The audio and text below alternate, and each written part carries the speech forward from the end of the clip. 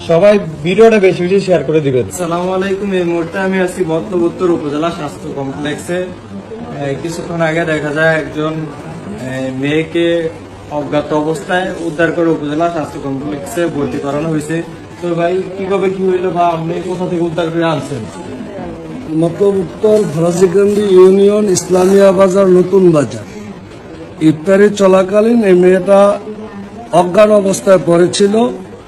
বাজারের দোকানদারদের দেখা তারা ডাক্তারের কাছে নিলে ওখানে আমি ছিলাম।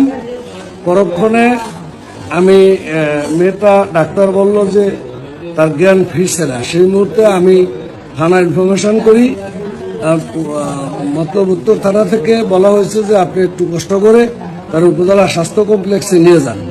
সেই সুবাদে আমি এবং আমার গ্রামের কয়েকজন মহিলার সহযোগিতায় তারে নিয়ে আসছি এবং এখানে ভর্তি চিকিৎসা অবস্থায় আছে। আপাতত প্রাথমিক যে ট্রিটমেন্ট ওটা দেওয়া হয়েছে, এখনো পর্যন্ত তার পরিচয় জানা যায় নাই, যেহেতু অজ্ঞাত। তো আপনি একটু কেসটা দেখান। সবাই ভিডিওটা বেশি বেশি করে শেয়ার করে দিবেন যাতে তার পরিচয়টা জানা যায় বা তার ফ্যামিলি যদি কেউ দেখে ভিডিও দেখে যাতে চিনতে পারে। সবাই ভিডিওটা বেশি বেশি শেয়ার করে দিবেন। আরুকে অজ্ঞান অবস্থায় হাসপাতালে নিয়ে ভর্তি করায় জনগণ। আরুর কি হয়েছে? ভিডিওতে যে ব্যক্তিটাকে দেখা যাচ্ছে এটা যে আরু, তার বুঝতে বাকি কারোর রইল না।